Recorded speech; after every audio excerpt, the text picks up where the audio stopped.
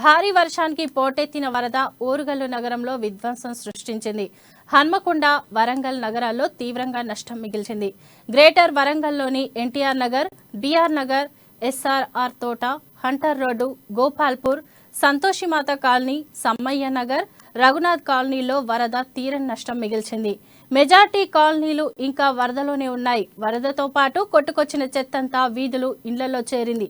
రోడ్ల వెంట షాపుల్లో వరద పోటెత్తి తీరని నష్టం వాటిల్లింది. Warangal, Karimnagar road, hunter road, Jawahar colony, Nayeem Nagar రోడ్లన్నీ పాడయ్యాయి. ఇళ్లలో గృహోపకరాలు, బియ్యం, ఇతర వస్తువులు పనికి రాకుండా పోయాయి. రోడ్ల వెంట నిలిపిన వాహనాలు వరద తాకిడికి కొట్టుకుపోయి దెబ్బతిన్నాయి.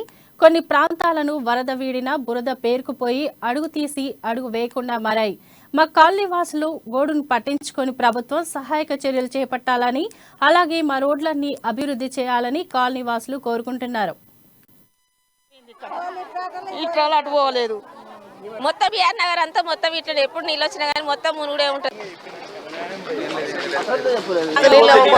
బోర్లు బొచ్చలు అన్ని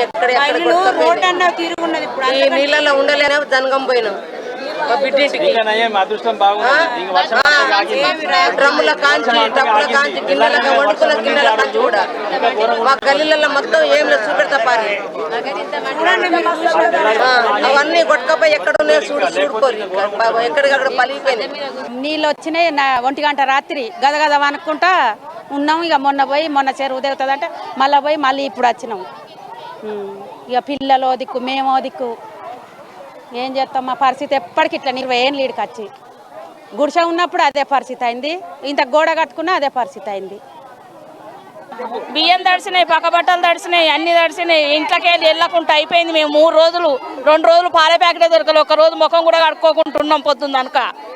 బాగా ఇది అయింది. మేము పోవడానికి కూడా మాకు అవకాశం లేకుండా అయిపోయింది. ఇక్కడ ఇట్లా అటు పోలేదు. మొత్తం బిఆర్ నగర్ అంతా మొత్తం ఇట్లా ఎప్పుడు నీళ్ళు వచ్చినా కానీ మొత్తం మునుగుడే ఉంటుంది. ఒక్కరికి వచ్చినాయి, ఒక్కరికి రాలేదన్నట్టు ఉండదు అసలుకే. ఇక ఎవరికైనా నీళ్ళు వచ్చినాయి, వచ్చే సామాన్ అంతా తడిచిపోయింది మొత్తానికైతే. ఇక రాపోల్ నీరజ, మాది 32వ డివిజను, మాది బీఆర్ నగర్. మేము కాబట్టి మాకు నీళ్ళు వచ్చిన వల్ల మేము మస్తు నష్టపరిహారైంది. మాకు ఫ్రిడ్జ్లు, కూలర్లు, బియ్యం బస్తాలు, మాది కిరాణం షాపు మొత్తం అన్నీ కొట్టుకుపోయినాయి. మాకు ఏం లేకుండా అయిపోయింది. ఇంట్లో బట్టలు ఇట్లా అన్నీ, మంచాలకి ఇట్లా అన్నీ ఖరాబ్ అయిపోయినాయి మొత్తం. మాకు చాలా నష్టపోయినామండి మేము.